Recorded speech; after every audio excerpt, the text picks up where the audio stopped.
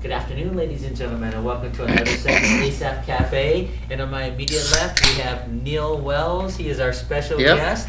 And we're going to be talking Ultraman today. We're going to be talking Speed Racer. We're going to be talking Alf and, all this other science fiction stuff. Right. And on my further left, affectionately our aging rocker Emmett. And we're on the backdrop with Ultraman. We'll be talking about that in a little bit. You want to start us off? Heavenly Father, bless our food and our time together in Jesus' name. All right.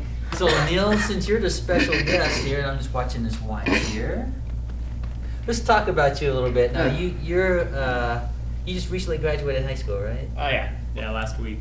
Okay. Congratulations. You're out of that prison. Yep. 4 years too long. Yep, I hated school. The pomp and circumstance. Yes. When I was in band, I had to play that for graduation. It was I just had to play it on loop. It was awful. Yeah. I graduated, I guess that same time, 31 years ago. I've been out of school. I wish I could say that I graduated in '76. Mm-hmm. You weren't even a dot in your mama's eye. Not 1976. Yeah. Yeah, I was, how old was I? I just turned 17. And so when I started college, I was still 17 at the time. Yep. I was 16 when I started my senior year. Yep. Whoa. Yeah, well, that was because we traveled an awful lot. Yeah. And you know how sometimes you travel, like, say, different countries or states, it offsets whatever their zoning or their system is for the school. And that's how I was able to start my senior year at 16. Cool. My grades were good enough at the time anyway. Good. I mean, that's good. Yeah. Now, I come from a military family, see? I don't know if you knew that, but my father was stationed in Taiwan. Yeah, you were telling me about this. Yeah. So that's how we were able to live overseas. And in that time period, which was like the early 60s, mid 60s, somewhere around there, they had all this science fiction stuff that was really popular. Yeah, that's when the genre was really kind of hitting its strides. And so my parents used to take me and my brother to the movie theater every Saturday, and it was literally 25 cents to see a movie. Wow. So we would see these Godzilla movies, similar to this backdrop here, which we'll get into in a moment. And they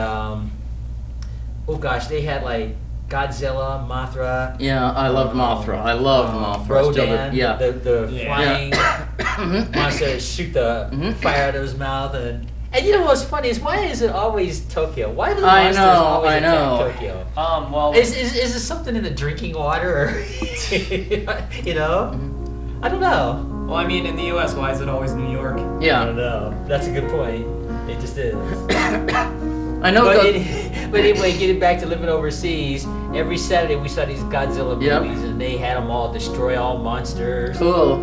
And just all the rest of them.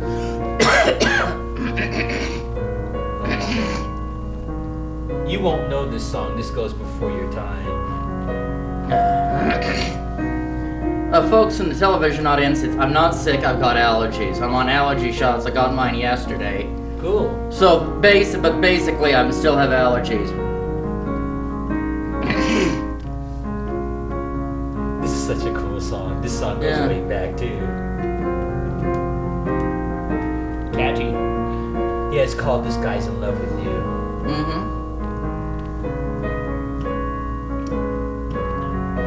I love easy listening, as well as punk rock and everything. Yeah, it's fun. Yeah. It's so beautiful. Oh yeah.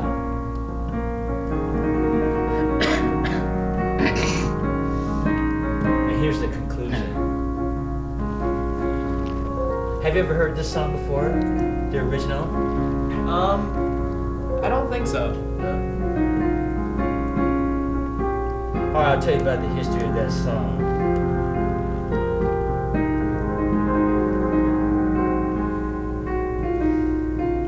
I'm going to stop on that note right there.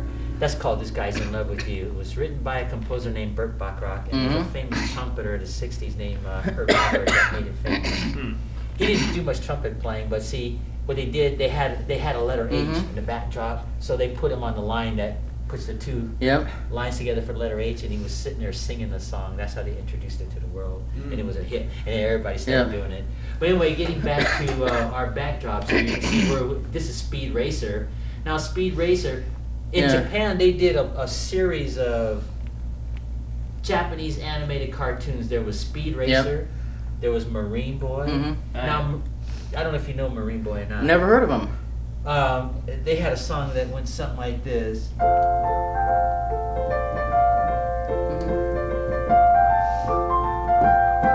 You don't recognize that, do you? No. What was Marine Boy? All right, Marine Boy was similar to Speed Racer. He looked like Speed Racer.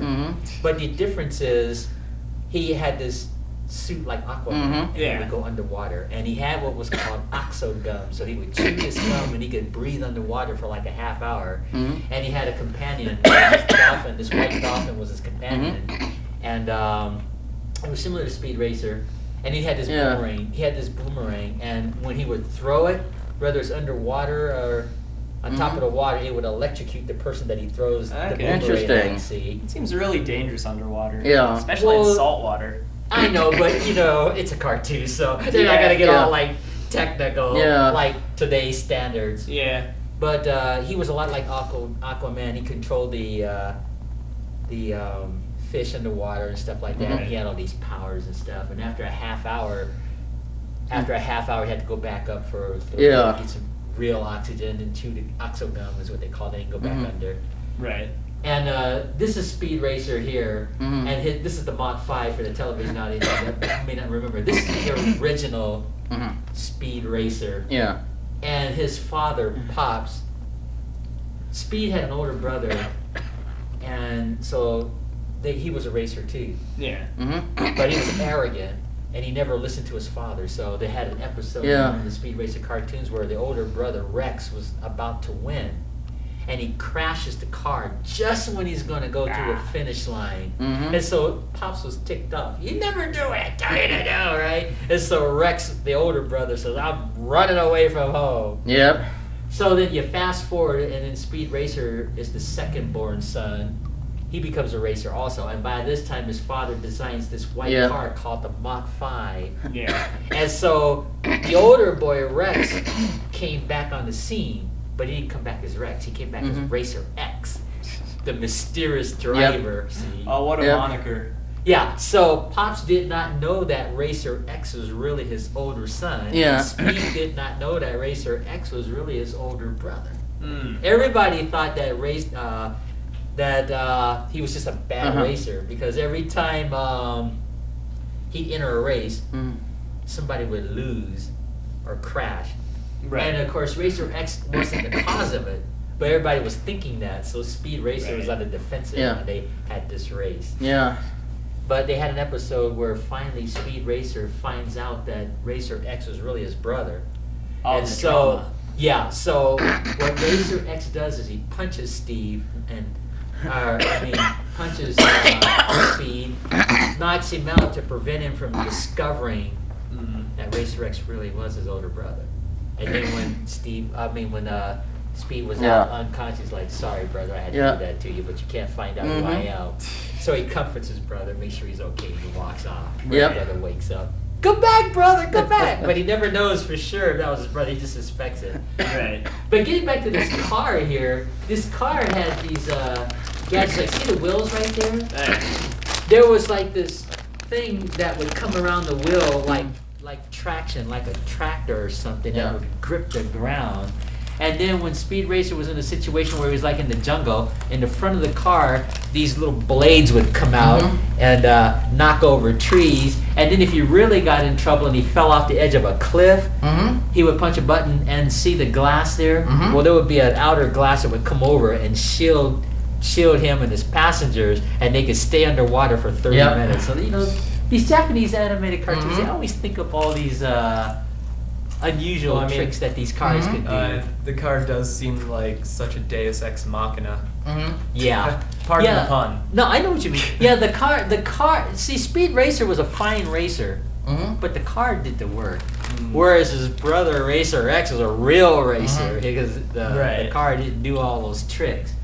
But Pops is the designer of the Mach 5 and the original car that Racer X drove. And then Racer X went on and got his own car that he could do some things, but not quite to the degree that the Mark V could. Yeah. So it was quite a cartoon. Mm-hmm. And I would say that Speed Racer was probably the most popular cartoon of all the Japanese animated cartoons, like, more popular Marine Boy and Ultraman and Johnny Sacco and his flying robot. Yeah.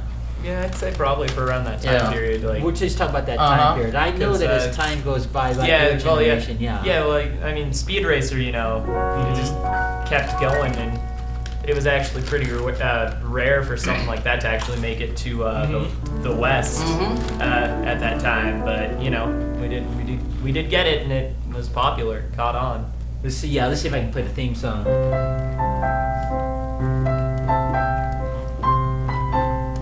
I hate to say it, but I saw some of Speed Racer on the Cartoon Network. I didn't care for it. The Japanese animation I like is about robots fighting other giant robots, like the Shogun Warrior series from this. I can't remember where in that era. They had a bunch of movies. People would know how to man a robot. It would fire lasers and missiles, and often they would fight other alien races from outer space that were trying to conquer Earth, and it was. But just see, it was great. the same plot line, whether it was Johnny Sacco. There was mhm. always somebody from outer space that Right. wanted to come and take over the Right. Earth. And he always landed in Tokyo. Mhm. Did you ever watch Gundam, Emmett? Gundam, no. That's just about giant robots fighting giant robots. I remember Gundam, yeah. Well, let's talk about this scene here. This monster behind Ultraman is pronounced Zeton, Z-E-T-T-O-N. Now, he's the only monster that defeats Ultraman at the end of the series. Because I don't know if you're familiar with the synopsis of Ultraman. Basically, Bimlar escaped. Ultraman was flying through space at the beginning of the episode. You don't Right. see it, they just tell you in the narration. And he's taken Bimlar to be punished for wreaking havoc throughout the universe. And Bimlar escapes, and he goes into the Earth's atmosphere, so naturally Ultraman's going to go after him. Yeah. And when Ultraman goes into Earth's atmosphere, the Science Patrol, anytime something enters the atmosphere of the planet, they're going to check it out. Right. So they sent Hayata to go investigate. It's the same old plot like that Star Trek episode. Yeah. So anyway, Hayata goes in his little spaceship, and he sees Bimlar in his spaceship and Ultraman in his spaceship going after each other. And Ultraman accidentally crashes into Hayata, killing him. And so he feels really bad, says, I gotta do something about this. I can't let this man die. So Ultraman decides to sacrifice his life, give his life to Hayata, so they become one. And they decide they're gonna fight the monster. So the first monster they're gonna go after is Bimlar, who was already on Earth, because he's wreaking havoc, like wrecking buildings and shooting fire out of his mouth and everything. Yeah. And so Hayata just becomes himself and stays in his human form. Right. And then when he gets in trouble, he squeezes what's called a beta capsule, and it turns him into Ultraman. Interesting. And he becomes the big giant like what we see here. And so he goes after the monsters. So throughout the entire series, they went after Bimlar first. Ultraman kills it. And then every time a monster would attack the Earth, Hayata and the Science Patrol would try to deal with it. If they couldn't, then Hayata would turn into Ultraman and wipe out the monster. But in this episode here, this monster should have lost. But the reason he won is because Ultraman wasn't paying attention like he should have as far as fighting the monster. And see the center of his chest right here? That's called a warning light. And when that warning light starts going off, he starts running out of energy. Okay, right. Because see, when Ultraman goes into the Earth's atmosphere, his power starts to diminish. Now when he's in space, he doesn't have that problem. Every time you go into Earth's atmosphere, something goes wrong. They start losing their powers. It's the same with Ultraman. And so that warning light on his chest would start flashing, see? And he'd have so much time before he would die or whatever. So when that warning light would start blinking, he had to fly toward the sun to get more energy, and then he could come back to Earth. Very, almost Superman-esque in a way. Yeah, that's it. The same plot line. But in this scene here, as I said, Ultraman gets careless, not paying attention to what he's doing. He's fighting this monster. So this monster had some rays that came out of his hand, and it zapped Fascinating. It hit the power light while the power light was flashing, which caused Ultraman to get weaker, and then he collapses. And that's how come he loses to this creature here. Now, in real life, they had like 39 episodes of Ultraman in the series. So Ultraman actually defeats all 38 monsters in the 38 episodes. He loses to this one. So the superior from M78 in the 40th galaxy has to fly to Earth. And Ultraman is laying like this, just unconscious, dreaming of his past battles. Right. So his superior, it's what they always call him, the superior, raises Ultraman like this from the ground, and then they surround themselves in this little ball. Yeah. And the superior looks like Ultraman too, but an older version. He's like all ticked off. Why did you let that monster defeat you? You should have won that fight. Yeah. I know, sir. I got careless.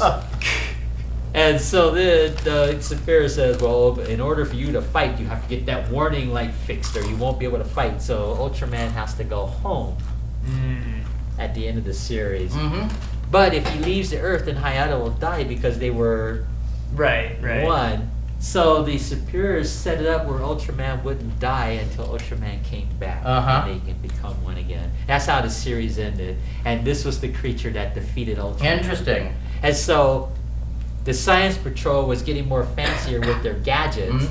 So what they did was they had this gun that they just invented. Yeah. So they shot it, which hit Zeton in the chest. It causes him to fly up in the air, and it explodes. And that's that's how they killed it. But throughout the series, the Science Patrol was getting more fancy with their equipment, but they could never wipe out a monster. And like the first episode, it was so funny because they were flying their planes and shooting these rockets at Bimlar, and it just wouldn't affect him. Wow. Right. There's stuff like that. And their ray guns weren't working, so Hayata had to become Ultraman.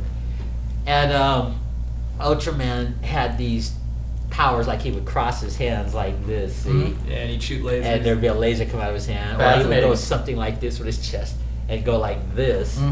And this little circular saw would come out of the hand. Interesting. Right. And cut the monster or whatever. The shooting the laser like this is actually funny just because that actually shows up as pop culture Yeah. references. Like this cartoon I used to watch where there was a character who looked suspiciously like Ultraman who'd do that. Yeah. Yeah. Now they had suit actors that did mild martial art moves in real life when they were shooting these scenes. And they had this interview. Will Smith, you know him, the comedian? Yeah. Will Smith? Will Smith used to watch Ultraman growing up too, because he's about my age. Yeah.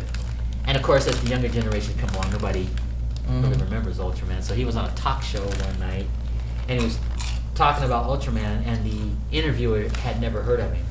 Right. Right. And the audience didn't know who Ultraman was because Ultraman's not from the United States, obviously. So the more Will Smith was trying to explain it, the funnier it got. And then when Will Smith was doing these tricks and, don't you guys remember this and that? And nobody remembered it, see? So it just got funnier and funnier the more he would try to explain it. Yeah. Because, see, what they did was, like, when they made these cartoons in Japan, they would send it to the United States and they'd have the dubbing. Yeah. And it was always funny because the words never matched them out. Like those I know, Bruce Lee yeah, movies yeah. or those Kung Fu movies. Yep. It was always funny. It's like, I you hear know. this dialogue and the lips aren't moving, all of a sudden the lips are moving. Yeah. You got to kill this bad guy here, and I'm going to send you out there. And it was just so funny. Yeah. And that's what makes those Japanese Mm-hmm. Kung Fu movies classics. Mm-hmm. Oh yeah. You know, because everybody's always talking about the mismatch Yeah. and so on. Or when you talk about Godzilla and Mothra and all the rest, it's the same plot. Same scenario. Words don't match. It doesn't match the mouth. It doesn't match the action. It's the same plot line. Monster comes, wipes out buildings. They attack Japan. The scientists can't figure out how to kill this monster. And there's usually somebody can figure it out, whether it's Ultraman or Johnny Sacco or whoever. And you and I talked about Johnny Sacco once.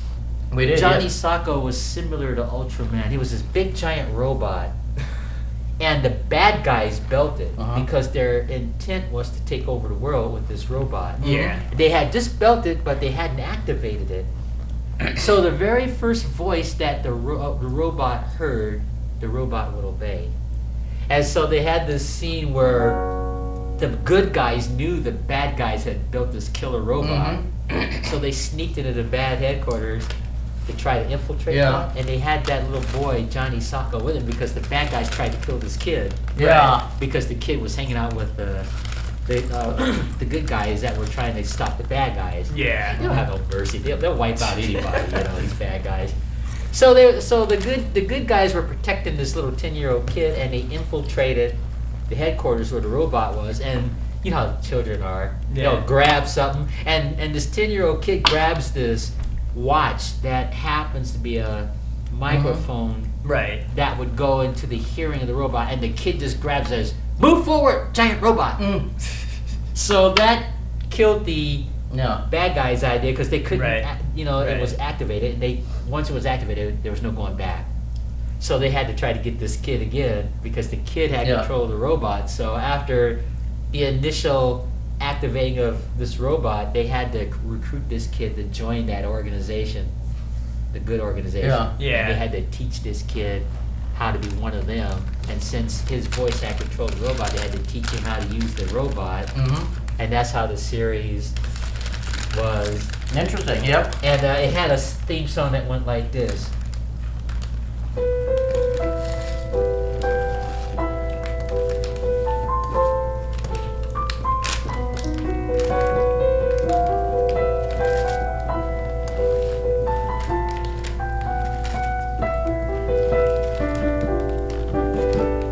Recognize it? I don't. No, I've never heard that. Yeah. Okay, well, never mind, but that was themed to Johnny Sacco. But again, and the difference between Ultraman and Johnny Sacco, Johnny Sacco's robot actually didn't do anything until the kid spoke into the watch. So it was really the boy watching the fight and programming the robot. And this robot had what was called a mega punch. So he'd go, "Use your mega punch," and that thing would go like a robot, and then it would knock the monster clear over. And then it had these missiles. Use your missiles, and all like they always make that same noise. And these like 8 missiles, and he'd be shooting all the monsters like this. And but they'd always be ineffective, wouldn't they? Same old. Gotta have conflict. Yeah, of course. And so the robot would have to fight for its money, and it had like this thing with its eyes, and these rays would come out. Fascinating. And it had like this fire that would come out of its arm. Just crazy. But no laser stuff. guns. It had lasers out of its eyes, but no lasers out of its hands or anything. No, it had missiles that came out of the hand, out of the tips of the fingers, and it had this fire that would shoot out of its arm, and just crazy stuff like that. But the robot would eventually win. Yeah. And whereas Ultraman just had like these rays and things like that. So Ultraman was more cosmic. Yeah. Whereas Johnny Sacco was just more mechanical, and it always had like this scraping metal sound. Right. Like when he would punch and stuff, just crazy. Gotta sell the robot. Yeah. So it was focused around the robot and protecting that kid who accidentally spoke. In there. And the only reason why the bad guys built the robot in the first place is because the scientist who designed it was a good guy. So the bad guys captured him and said, "You don't build this robot, we're going to kill you." So he builds this robot, right? Right. And then when he finds out that the good guy sneaked in there, he says, "I am the professor that designed this robot. I want you guys to know that I'm a good guy. I'm not really a bad guy. They forced me to build it." So yeah, just corny. But getting back to Taiwan, it was 25 cents to see a movie. Every weekend, a literal quarter, and we would be in the movie theater for like 3 or 4 hours and stuff like that. Watch like 2 movies, and they were usually Japanese related. We lived in Taiwan, and I understand you were in Japan last year. Not for very long, but I was there. There was Ultraman merchandise everywhere. I almost bought a mask actually. Yeah, well, and what part of Japan were you in? Oh, I was all over the place. Wow. Okay, what was the purpose of your trip? Was it a school trip? Yeah, visiting our sister school. Oh, cool. Yeah. So even though in the United States you may not hear about Ultraman and Godzilla and so on, I can see we're over there. Oh yeah. That's okay. That's Yeah, big business there. Toys and masks. Well, cool. Did they have Speed Racer stuff and all the other stuff? Or I was didn't it see mostly any Speed Racer Godzilla? stuff. There was some Godzilla. Yeah. I But did mostly see Ultraman, right? Ultraman Yeah, and there was Godzilla. quite a bit of Ultraman. Yeah. That's a cult, Yeah, definitely. really cult thing going on Oh, yeah. over there in that part of the world. Yeah. And changing subject, science fiction. Even though we're on the set of Ultraman Yeah. and Speed Racer, there was another series on television, Alf. Oh, I loved Alf. Yeah. Yeah, are you? Well, that would sort of fit in that category, but it wasn't a Japanese. Yeah. Yeah, it was super American sitcom. I Yeah. loved it. And for those who don't remember Alf, Alf was this creature that Mm-hmm. crashed in the Tanner Yes. family's garage, Mm-hmm. and that's how the series started. Yeah. And you know a lot about if you I highlighted some. You want to tell the TV audience a little bit about Alf too. Well, basically, Alf is an American sitcom that aired from NBC from September 22nd, 1986 to March 24th, 1990. It was the first television series to be presented in Dolby sound, but the title character is Gordon Shumway, a friendly extraterrestrial nicknamed Alf, an acronym for alien life form, who crash lands in the garage of the suburban middle-class Tanner family, and basically his planet had been destroyed in a nuclear war. And we've talked about Alf a lot, but at the same time, he was bored constantly, and survivors dealt in a lot of boredom, despair, and loneliness. It caused a lot of difficulty for the Tanners. Like, Yeah. moved into their home and hide him from the alien task force after the Tanners did. And their nosy neighbors, Trevor and Raquel Monick, that was hilarious. They were both hilarious. Yeah, they just were like these nosy neighbors that knew something was going on in that yes. Tanner family. It's the same plot line. Yeah.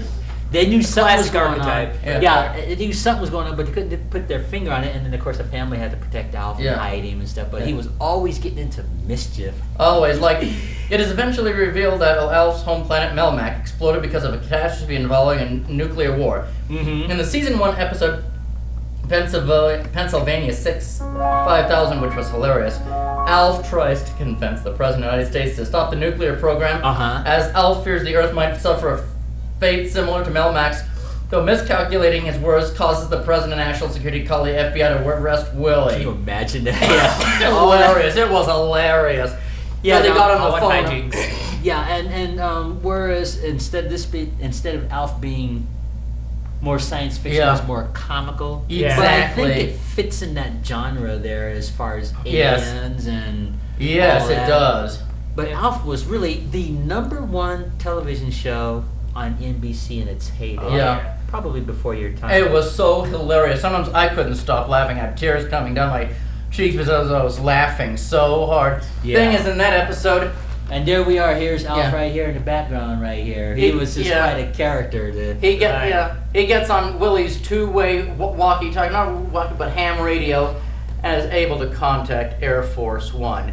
And President Ronald Reagan was indisposed in the bathroom with a second to take it. My name is Alf. Who's Alf? Alf who? Look, I want to talk to the president about our bombs. Bombs? The Yeah, ones so- we're thinking about using. Tell him that I mean business and time is running out. So immediately they track, Alf in the transmission to Alf's home and arrest Willie Tanner. Oh, I Yeah. about died laughing. They always just got in these situations here. Yeah. But It- yeah, this show was #1 Yeah. show in television. Oh, yeah. It really was. It was that popular. It was hilarious. But it was more comical instead of Yeah, the It was. Japanese Has all ones. has all the ingredients for a classic family sitcom. It was. It It was was. absolutely It that. was. You got it. Yeah, let me see this here. And I'm not doing much playing today, but just talking about this. Now, Pennsylvania, here's some trivia for both of you. You know there was a famous song called Pennsylvania 65000? I did not know that. No. There was an actual song called that. Can you tell me, take a guess who the artist was? No clue. No clue? Never You heard have of the any song. idea? No. Glenn Miller. Glenn Miller. He was a famous trombone player of the Mhm. 1940s, and that's where that song came from. Pennsylvania Yeah. 65000. That's pretty cool. Yeah, it was a very famous song in 1940ish or whatever. Mhm. But I just want to throw that trivia in, or for the TV buffs, and stuff like that. Right. But it was a pretty cool song. It was very popular at its time. I think it hit the charts of that era, and I think he may have gotten some awards for that song too. Good Miller. Anyway, Alf is on now on Meat TV in 194. It was on. Right, it was on television just last night. I was looking at a little bit of it. The family consists of Willie, who is a social worker, his wife Kate, their teenage daughter Lynn, and the younger son Brian, and their cat Lucky. Yeah. Alf eats cats. Yeah, No, he was Mackenzie's always just trying to get eat his it. hands on that Hilarious. cat, in fact, I think that he has the cat Right between there. two pieces of bread right there behind you. Isn't that hilarious? Yeah, he was always trying to mess with the family cat. But this Alf show, he got that family into so much trouble every week. And often they'd have huge expenses because he would crash into something or get something wrong or whatever, and basically cost the family so much money, Yeah, or Alf would be sneaking around. Like last night's episode, daughter, Lynn she's trying to get a date. Yeah. Right. And the date would say, "What's a cute girl like you be doing by herself? Let's go out." And Alf would be spying. But the boyfriend couldn't see Alf. So Lynn would say, like this, go away. And so the boyfriend didn't know what the problem was. Right. And so he'd turn around, there's nothing there, and then when the boyfriend would turn around, Alf would show up again. Alf would show up again. So the boyfriend was thinking, there's something wrong with this girl. She must be nuts. She's talking to herself, because she'd be like, Alf, stop it, And it was just one of those. It was Hilarious. The boy would never see Alf because he would disappear. The moment he'd turn around, just turn around, he'd be gone. There's one thing I was thinking about this morning that disappointed me about Mean TV showing of Alf. They cut some important scenes, and I was worried they were going to do that. They did. Well, it's probably for time's sake, because you got to remember that's Me TV. It's a good station, but I guess they have these little editing time slots or whatever, because they did that with some of the other shows. They're cutting scenes. I know, and that makes me mad. That really, really does. Like, they cut out the end. They cut out, because basically the whole thing is Alf was in love with the daughter Lynn Tanner. She thought they were falling in love, and he didn't want anyone else in her life, like a boyfriend. Yeah, that's why. And he wrote a music video, an excellent one, where he just wrote this. You're the one that's out of this world. Pretty good. You're the one that's out of this world. I'm spinning in an orbit I can never get out of because you're the one that's out of this world. I mean, Alf was very talented with musical instruments. You know this song, Neil? Yeah. Oh, wait, hold on. I do. Secret Agent Man. Yeah, I know Secret Agent Man. Yeah. Good. Here's the thing is, Alf and Lynn kind of made up, they kind of saw each other's point of view, but they cut the trailer ending. You know how after the commercials, they might have a funny ending with something? They cut out an important scene where Willie decided to make a video for his wife, Kate. And he was going, Saturday, and Alf was filming this, Saturday, and it was just kind of funny. No, Alf, I think I'll just duck with the red pumps. And Alf said, I'll grab the camera. About died laughing. I mean, that cut that out. To me, that was important. Every moment in Alf, to me, I treasured. I treasured every moment, Yeah. Do you know this song, Neil, by chance?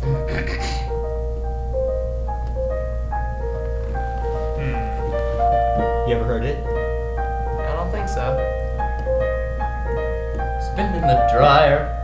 That's called Swingin' Safari is the name of it. Yep. Okay. Yeah, it has a kind of a swinging kind of a feel to it. Yeah. So let's tell the TV audience more about you. Where are you from? Right here in Missoula. Oh, you were born here in Missoula? Well, Florence. Well, but Florence. Okay, yeah. Well, you're a Missoulan. Yeah. And you're associated with MCAT. MCAT. How long have you been associated with the studio now? About 7 years. How do you like it?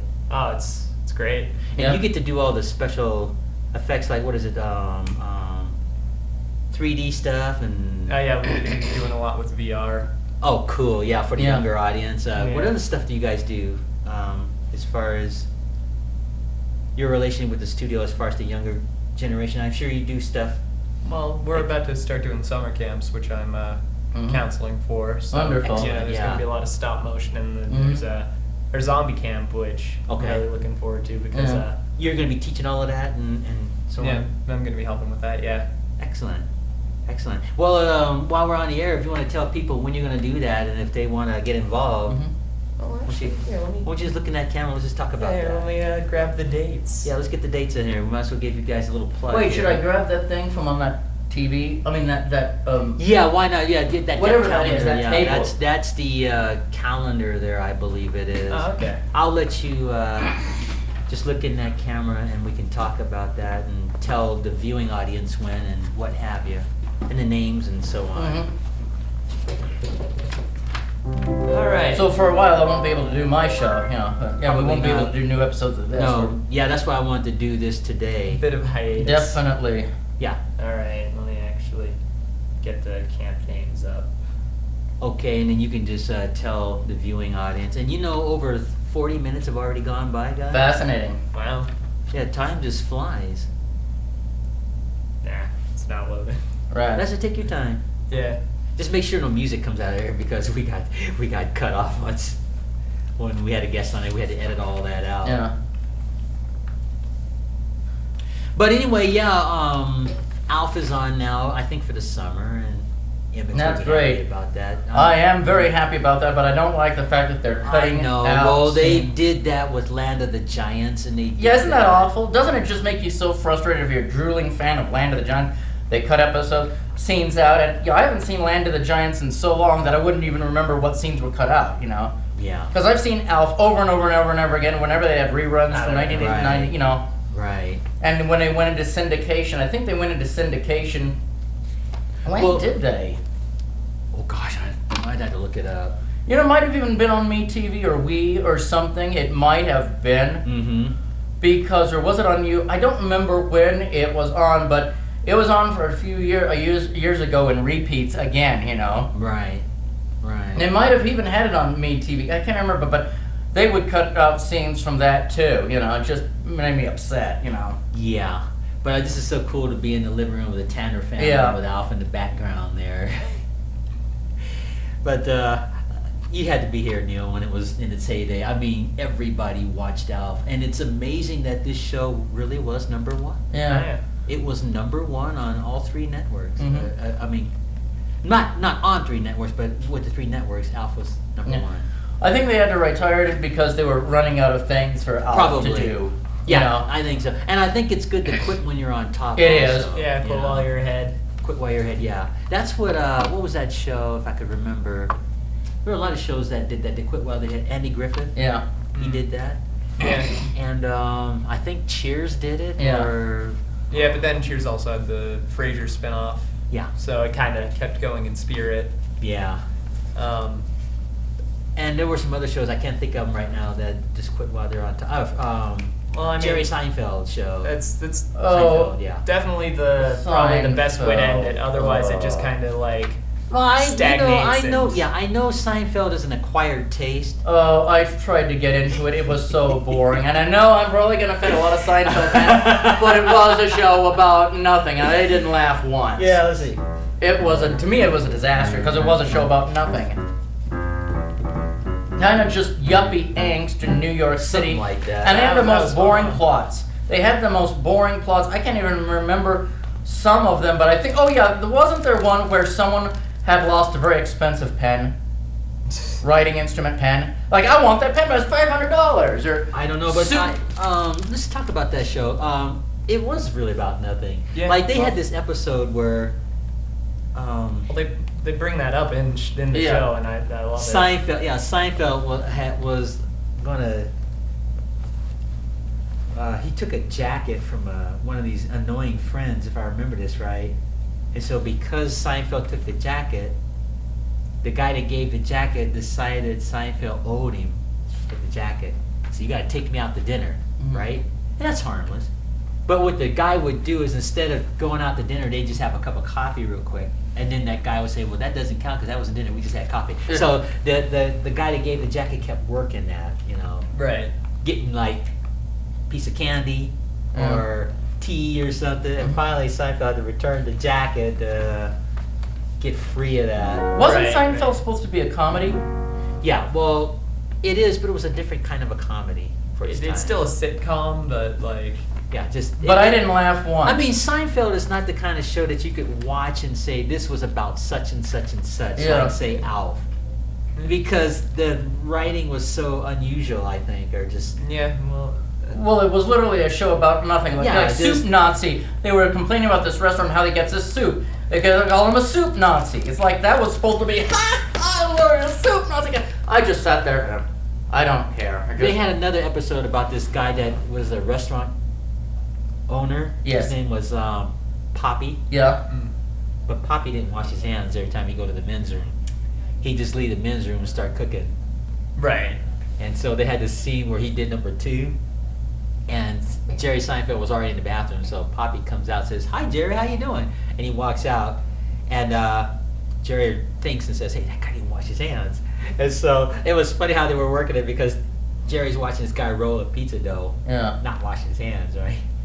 And he was serving people, so that was kind of like gross, but Yeah. Yeah. But how is it supposed to be funny? I should be rolling. it was on- funny because not because the plot line was funny, but because of the reaction of Jerry Oh, okay. knowing. I mean, in the end, you're just watching terrible people be terrible. Yeah. that's what the yeah. that's what the show is. Mm-hmm. And they had to call the authorities eventually to Yeah. shut the restaurant down. And then George, there was a scene where George was just about to get a promotion, Mhm. and he was talking to all the executives, and they were in this restaurant where Poppy was. And so their initiation was George would have to eat what they ate, but George knew that Poppy didn't wash his hands. Right. So they were showing like these close-ups of these guys about to reach for their food. "You got to eat this, George." George would be like going like this, and he wouldn't tell them why. Then they had a scene where all those guys got sick except for George. Yeah. And he said, "Well, I may have lost a job, but at least I didn't get ptomaine poisoning." Yeah. You know, just stuff like that. Just Yeah. that crazy kind of writing. But, You know, there's only one episode I found mildly amusing. Like, huh. really? Oh. It was not a funny episode, but at least it was something a little more interesting. It was about they had to cater this kitty birthday kitty's birthday party, a child's birthday party. And they got this grumpy old clown who said, "I don't do bozo. I don't like doing this gig." And he was an angry looking clown. Well, That was based on Rigoletto, the clown yeah. from the opera, Uh-huh. who was supposed to be kind of not a mean clown, but kind of, I don't know how to explain it. Yeah, gruff. So they just kind of played off of Yeah. character. And anyway, well, there was a fire and an electrical thing at the child kitty's birthday party, and they all ran out because they didn't want to get burned, and they got in trouble for it. That was almost amusing. Yeah. Almost. But, like I said, to sum this part of the conversation of Seinfeld, was just kind of an acquired Yeah. comedy. Yeah. Whereas Alf was definitely funny. Oh yeah. And, And, to, the Ultraman and all their science fiction, they were just pretty much, yeah. there was a distinct plot line. Yeah, yeah. Or Yeah. something, and so on. I mean- Now, changing the subject, let's get back to... Oh yes, the summer camps. I didn't forget. Let's talk about that for a second. You're hosting, you're running it? Yeah, I'm a counselor. Go ahead and tell the audience there. Also, this year we've got our movie making camps, but we're doing mostly stop animation, and we're also doing a Raptors of the Rockies camp. Mhm. Okay. But it's a lot of fun for the kids. I did them back in the day Okay. when I was first started MCAT, and it really helped me Uh-huh. with just learning to make videos. So you'll be teaching these kids how to do Yeah. all that stuff? Yeah. Hey, let me ask you, I asked Scott earlier, I'd like to do a cafe 3D virtual. Would that be possible? Virtual reality. I mean, You think that would be possible? To do an episode? Of the Yeah, you'd cafe? have to get some equipment for it, but like Okay. It's just a thought. plausible. Okay, just a thought. Like maybe you can help me with that sometime after this camp is over. Yeah. When does this camp start officially? Okay, well, I gotta get my phone out again Oh, because sorry. these dates aren't right. Oh. Okay. And we're almost running out of time too. This was so fun. Yeah. The first camp starts June 19th. June and goes 19th, what through time? The 23rd. June 19th to the 23rd. Yeah. And that's the camp here at the MCAT studio. Yeah. Yeah, Neil will be running that. So Yeah, keep that's on when the first camp. Yeah, the first camp. How many starts. camps do they have? Let's see. This year we've got 5 camps, but the zombie camp is full. So Can you quickly name all the camps, or as far as the dates or whatever? The first one you said was on the 19th. yeah, June 19th to 23rd. Our That's the second first camp Okay. is June 26th to the 30th. Okay. And then our next 2 camps are in July, and that's the 10th to the 14th, Okay. and the 17th to the 21st. And then our last camp, our zombie camp, which is full, Okay. is the 31st to August 4th. Now, so the regular producers of MCAT won't be doing any work during that time, right? Correct. So this is the last taping of Asaph Cafe for now. But see, I have so many shows ahead, it won't matter. I'll still be running. Wait, anyway. the 12th, what time, next week we could do one because it's open 11 to 7, isn't it? Let's see. Yeah, it doesn't start till the 19th. So Yeah, we Okay. could do one tomorrow, next week. Okay, well, I stand corrected. We could probably do that then. Yeah. and there'll be some time in between camps that you'll be able to Oh, okay. record. And then will we have to request that time or whatever? Well, the time in between camps will work just the same. Like, Okay. for example, there's the camp that doesn't start till July 10th. Okay. So you'll be able to film like for almost all of July for that. Okay, The cool. beginning of July. That'll be fine. That'll be fine. Yeah. All right, Neil. Are any last minute words? We're like down to our last 5 minutes. Any last minute words you want to say? I can't think of anything. Okay. Anything to say. Well, I know you've never been on this show before, but thanks, and it was good to talk about the science fiction and Ultraman and all the rest, and the younger generation could hear about it. Emmett, any final words you want to say? Oh, it's a real joke. There were these 2 washing machines, and they were splashing around a coffee cup. And this one dishwasher came along and said, "Oh, I can't see around that." Ah, wasn't that hilarious? That's an acquired taste too, Cyril. Yeah, jokes. yeah. Emmett had a book on Cyril jokes one day. Well, not surreal books, but jokes, but surrealism, surreal Surrealism, poetry. yeah, Yes. poetry. And there was one poem that I just could not stop laughing when I started reading it. Yeah. It was Yeah. just totally different. Yeah. Yeah. I love surrealism stuff. Now this show is about to start going live pretty soon. Did you hear about that? I think you might have brought it up. Yeah. Asaph Cafe. We're getting ready to go in front of a live audience here, probably by this fall. Oh, Wonderful. awesome. That'll be fun. So I'm looking forward to that. And Emmett, I told you he can bring his surrealism Yeah. onto the show. Mhm. Imagine doing that in front of a live audience. Yeah. You know how fun that'll be. Oh yeah, that'll be cool. Now, my final question: you have any favorite science fiction or what do you call Ultraman? Do you have a favorite of any of those characters? Let's see. That's a good question. I mean, Ultraman is a classic, but then you also got to remember like Astro Boy. Oh yeah, that's right. We didn't mention him. That's right. Yeah. Now, there's a very Ultraman-esque character, except not Yeah. giant. Mhm. I know. Well, if we would lived overseas, I would say Ultraman is the number one. I think that franchise is still going on. Yeah. Well, it keeps getting reboots. Mhm. Yeah, I think done like 3 or 4. I think reboots of Ultraman now Yeah. these days. And Emma, do you have a favorite of any of those, like Marine Boy, Speed Racer, Ultraman? Well, the reason I didn't like Zappa? Speed Racer because it really wasn't about science fiction, just No. cars, and I'm not a car fan. Yeah. For anime, if you're talking about anime, are you talking about science fiction in general? Yeah, Well, science fiction in general will probably be Battlestar Galactica. that's would- on. By the way, did you know that? MeTV is showing Battlestar Galactica.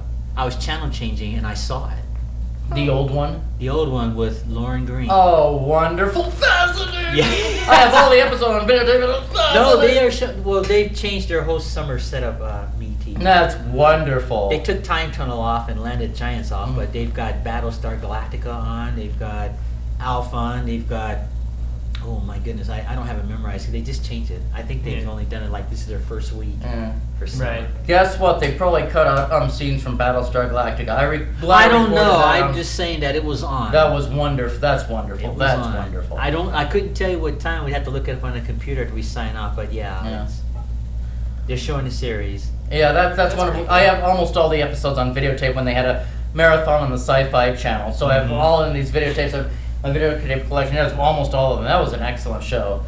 I mean, Star Trek would be my second one. I guess my second. So favorite. you like that better than Star Trek, huh? Battlestar Galactica. Slightly, just slightly. It's almost a tie. But if I had to pick one science fiction show on a deserted island, and it's very hard to do because there's so much good stuff, it would be Battlestar Galactica. Yeah. Okay, well, let's sign out here, guys. We're out of time, and this is Asaph Cafe, and we were on the set with Ultraman and Speed Racer, and now we're with Alf, so I guess we'll conclude this with Alf. And All right. the premise of this show, I didn't do much playing today, but people just come on and talk about whatever they want to talk about while I play the piano, but we're getting into our conversations. That was so fun. So on my left we have Neil again, and he'll be running that summer camp, so have people contact MCAT and get more info on that. And on my further left, affectionately aging rocker Emmett, so this was fun, and I'm glad you got to go to Japan. That was pretty cool. Oh yeah, it was an awesome trip. I bet it was like being on a different planet, wasn't it, in a sense? Culturally. Yeah, culturally. Yeah. No, and I don't mean that critically. I mean, Yeah, it's no, I just mean the cities were actually pretty similar, but that's just because they're big cities. But the television entertainment is totally different. Yeah. Oh my goodness. So- Oh yeah. Yeah. So anyway, we have Emmett on our left, and I think we just had a lot of fun. I enjoyed this. Thanks for sitting in. Yeah. So until our next show, Maranatha.